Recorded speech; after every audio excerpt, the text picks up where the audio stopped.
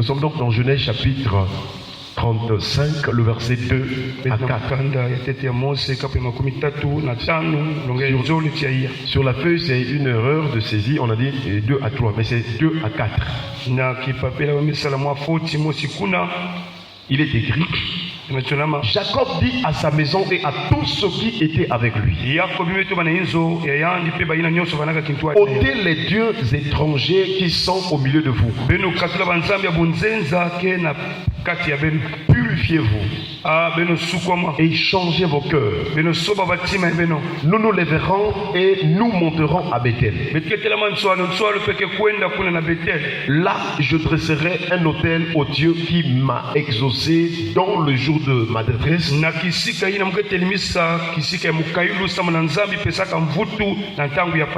et qui a été avec moi pendant le voyage que j'ai fait. Ils donnèrent à Jacob tous les dieux étrangers qui étaient à leurs mains et les anneaux qui étaient à leurs oreilles. Jacob les enfouit sur le térébinthe qui est près de Sichem. Est-ce qu'on peut acclamer le Seigneur? Voilà, la parole de Dieu est très importante pour notre vie. Elle nous donne la vie. Elle nous éclaire. Elle restaure notre âme. Sans la parole de Dieu, nous n'aurons pas de relation avec Dieu. Sans la parole de Dieu, nous n'aurons pas de foi. Voilà, tout est dans la parole. Si tu veux réussir, si tu veux prospérer, si tu veux être en relation avec Dieu, si tu veux être en paix, si tu veux être fort, si tu veux être en bonne santé, si tu veux être puissant, tout se trouve dans la parole de Dieu. Est-ce qu'on peut acclamer le Seigneur? Cette parole, c'est la parole de Dieu. Dieu est esprit. Et donc, pour comprendre ou connaître la parole de Dieu, il faut les voir dans un sens spirituel. Même quand Dieu prend des exemples des choses naturelles que nous voyons, Dieu peut nous enseigner ce qui est spirituel. Si dans l'ancienne alliance, les ordonnances étaient charnelles, si dans l'ancienne alliance, ce que Dieu faisait avec Israël était lié à la chair, c'était des choses momentanées ou des biens passagers. Alors dans la nouvelle alliance, dans le ministère de Jésus, dans le sacerdoce royal, Dieu nous enseigne les choses spirituelles. Voilà pourquoi ce n'est pas donné à n'importe qui. Quelqu'un peut être un docteur, il peut être un savant, il peut avoir étudié ou fait des longues études. Cela ne lui donne pas le droit de connaître la parole de Dieu. C'est une parole qui vient de Dieu. C'est la révélation de Dieu. Dans Matthieu chapitre 11, à partir du verset 25, Jésus a dit: je te loue, Père, maître du ciel et de la terre, de ce que tu as caché ces choses aux sages et aux intelligents, et de ce que tu les as révélées aux enfants. Est-ce qu'on peut acclamer le Seigneur? Il dit: personne ne connaît le Père si ce n'est le Fils. Personne ne connaît le Fils si ce n'est le Père. Et celui à qui le Fils veut le révéler. Voilà pourquoi cette parole s'est faite chair. C'est la personne de Jésus. Donc tu ne crois pas en Jésus, donc tu ne crois pas que Jésus est Dieu qui est sorti du sein du Père, alors chers frères et sœurs, il te serait difficile de vivre avec Dieu et même d'être sauvé. Alléluia. Tout le mystère de Dieu se trouve dans la personne de Jésus-Christ. Hier, j'ai rencontré des jeunes quelque part. Je partageais les aperçus. Ils vont me poser la question: mais pasteur, j'aimerais savoir, est-ce que Jésus est un Dieu ou bien il est Dieu? C'est un jeune qui est instruit. Il dit: parce qu'un Dieu Dieu c'est autre chose. Dieu aussi c'est autre chose. Parce que vous avez écrit ici, là, beaucoup de choses sur Jésus. Et j'ai commencé à lui expliquer. J'ai dit que quand on parle de Dieu, c'est un mystère. Et ce mystère-là, pour le connaître, il faut que l'Esprit de Dieu t'anime. Il faut que Jésus t'en parle. Parce qu'aucune créature ne pouvait connaître Dieu. Dieu dans sa dimension de souveraineté de paix. Personne ne peut saisir son essence ou comprendre ce qu'il est. Voilà pourquoi Dieu s'est décidé de venir se révéler parmi les hommes. Alléluia. Amen. Et j'ai commencé à lui expliquer. Quand on dit Dieu, il y a le Père, le Fils et le Saint-Esprit. Ce sont les dimensions d'une même personne. Le mot Dieu, c'est une nature. Et donc on dit Dieu le Père, ça dit que c'est la nature divine. Quand on dit aussi Jésus-Christ, c'est toujours la nature divine. Le Père et le Fils ont la même nature. Ils sont unis. On ne peut pas les séparer. On ne peut pas comprendre leur unité. Parce que c'est vraiment un mystère. Mais si nous sommes vraiment des enfants de Dieu, nous devons croire ce que Dieu dit. Parce que tant que tu ne comprends pas que dans la marche avec Dieu, tu dois avoir la foi. La foi c'est quoi sans avoir vu? La foi c'est quoi sans raisonner ou bien faire des calculs? La foi c'est faire confiance en Dieu. Même quand dans notre pensée humaine on dit ah mais ça ne peut pas, ça ne peut pas réellement se passer comme ça. Mais quand Dieu parle, tu dois croire. Est-ce qu'on parle avec le Seigneur? Ce qui a fait que Abraham soit le père de la foi, c'est parce que Abraham croyait contre toute espérance. C'est-à-dire même quand Dieu dit quelque chose parmi les hommes que nous vont dire que ça c'est impossible, lui Abraham il croyait. Pourquoi? Parce qu'il savait que Dieu est tout puissant. Il dit que quand Dieu dit quelque chose, même si dans mon raisonnement humain je sais que ça ne peut pas se faire, mais comme il est Dieu, il est tout puissant, il peut tout. Est-ce qu'on parle avec le Seigneur? Si tu as cette foi-là, les miracles vont commencer à se faire. Tu vas commencer à vivre même les choses que c'est-à-dire les gens vont s'étonner. Et donc les Jacob aussi, les Abraham, Isaac, Jacob, eux ils avaient la foi. Israël appelle nos pères. Israël les appelle les patriarches. Parce que c'est au travers d'eux que Dieu a donné la promesse. Ils sont des co-héritiers de la même promesse. Ils sont une référence en termes de foi en Dieu en Israël. Voilà pourquoi quand Jean-Baptiste venait pour naître ou bien devait naître, et l'ange Gabriel a donné la promesse. Il dit que cet enfant sera grand. C'est lui qui ramènera le cœur des pères aux enfants.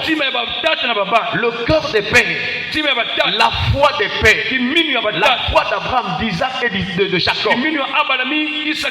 Donc Israël s'est détourné. Parce qu'Israël partait pour servir les faux dieux, les dieux étrangers. Cette fois qu'ils ont perdu tout au long de l'Ancien Testament. Dans le livre des Juges, il y a près de 450 ans où Israël sombrait dans l'idolâtrie. Il dit que Jean est venu, Jean-Baptiste va naître pour ramener le cœur, pour ramener la foi. Et il aura sur lui l'esprit d'Élie. Ce n'est pas que Élie qui était décédé qui viendra, non. L'esprit ici c'est comme le ministère. De la même manière que le prophète Élie a ramené le cœur d'Israël. Parce qu'Israël servait les Baals et les Astartés. Il l'a ramené en prouvant à Israël que c'est l'Éternel qui est Dieu. C'est la même chose. Jean-Baptiste prêchera la repentance et les cœurs reviendront à Jésus. Alléluia. C'est ce même Dieu que nous prêchons aujourd'hui. Tu dois plus chercher la foi ailleurs. La foi est dans la parole de Dieu. Nous sommes dans une génération où les gens critiquent. Ils critiquent Jésus. D'autres disent que nous sommes des Ngunza. Jésus c'est le Dieu des Blancs. Non. Est-ce qu'il y a un Ngunza qui était mort pour l'humanité? Non. Est-ce que Simon qui était mort pour l'humanité? Non. aucun prophète, aucun homme était mort pour l'humanité. Il y a qu'une seule personne dont les cieux sur la terre, même les anges n'ont pas accepté cela. Il n'y a qu'une seule personne qui a porté sur lui l'iniquité de nous tous. C'est la personne de Jésus. Et donc, il est le seul capable de sauver notre âme de la perdition. Ne suis pas ces personnes-là. Elles sont encore aveuglées. Quand tu vois une personne critiquer le nom de Jésus, en fait la personne est encore aveuglée.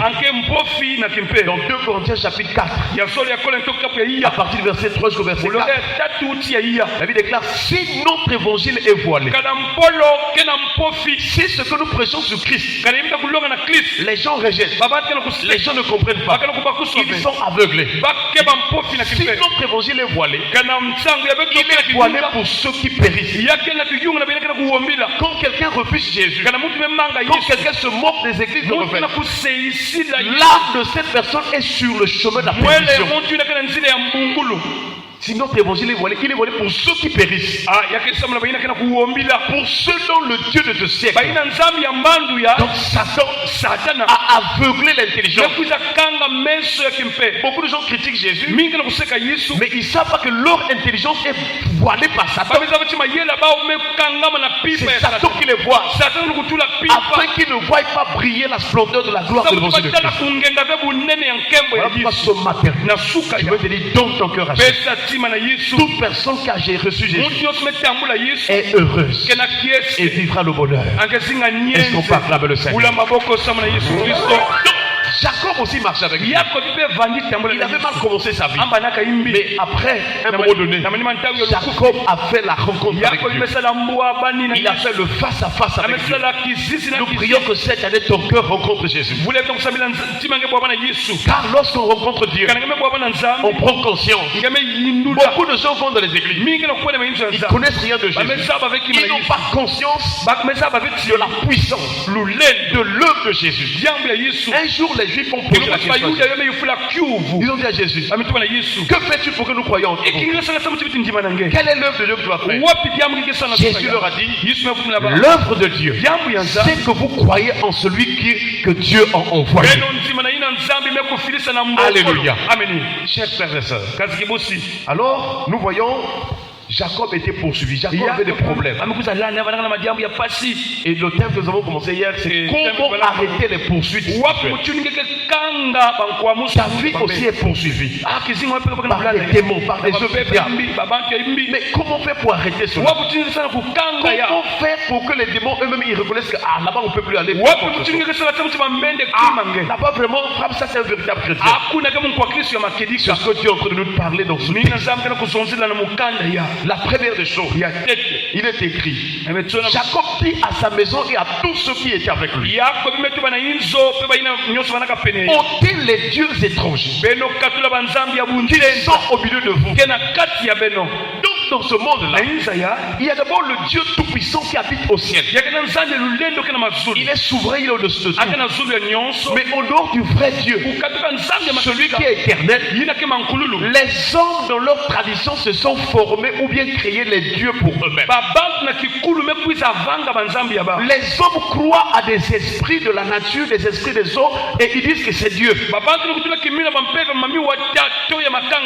Aujourd'hui, il y a des gens qui croient aux sirènes. Et ils disent que non, en tout cas, ils nous font du bien. Ce sont des dieux étrangers. Chers frères et sœurs, pour que Jacob aille dresser un hôtel dans la maison de Dieu, Dieu lui dit de dire à tous ceux qui est avec lui, ôtez les dieux étrangers qui sont à l'autre. Qu'est-ce qu'un dieu étranger? C'est un être. C'est un esprit qui s'est rebellé contre Dieu, qui veut être adoré, qui se présente comme Dieu pour qu'on l'adore. C'est un démon. Le Dieu étranger est un démon qui pousse l'homme à lui rendre un culte. Chaque fois que tu verras un homme, un être spirituel, un esprit qui veut être adoré, ou bien qui est est adoré peut-être dans une religion ou bien quelque part. Sache que c'est un Dieu étranger. Alléluia. Amen. C'est un Dieu étranger. Étranger veut dire qui n'est pas avec Dieu, qui est en dehors de Dieu, qui est loin de Dieu. C'est comme nous, lorsque nous avons reçu Jésus-Christ, Jésus nous a pris, nous a introduit dans sa maison.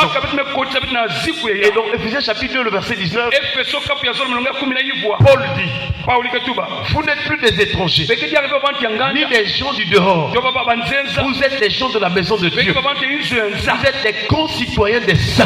Est-ce qu'on parle le Seigneur? Pourquoi? Chers frères et sœurs, est-ce qu'il y a un Dieu étranger dans ta vie? Cette semaine, fait un effort d'être là au culte matinal. Ça, c'est la première partie que nous voyons. Parce que les gens qui étaient avec Jacob, ils croyaient servir le Dieu puissant. Mais ils avaient un Dieu étranger. Peut-être que toi aussi tu sers un esprit, un démon. Tu ne sais pas. Et dans ce thème-là, nous allons voir où se trouvent les dieux étrangers parmi les hommes. Chers frères et sœurs, que Dieu nous donne à nous séparer des dieux étrangers. Que Dieu nous donne de ôter les dieux étrangers dans nos vies, dans nos maisons, dans notre parcours. Car un Dieu étranger est un démon. Et c'est lui qui détruit les destinées et les étoiles des gens. Si aujourd'hui beaucoup de gens ça ne marche pas de leur vie, c'est parce qu'ils ont des dieux étrangers. Mais que Dieu nous donne, comme il a dit à Jacob, de ôter les dieux étrangers. Que Dieu nous montre, que Dieu nous fasse voir à quel niveau, dans quel domaine il y a un Dieu étranger dans notre vie. Personne n'était dans la prière. Nous allons remercier le Seigneur pour sa parole.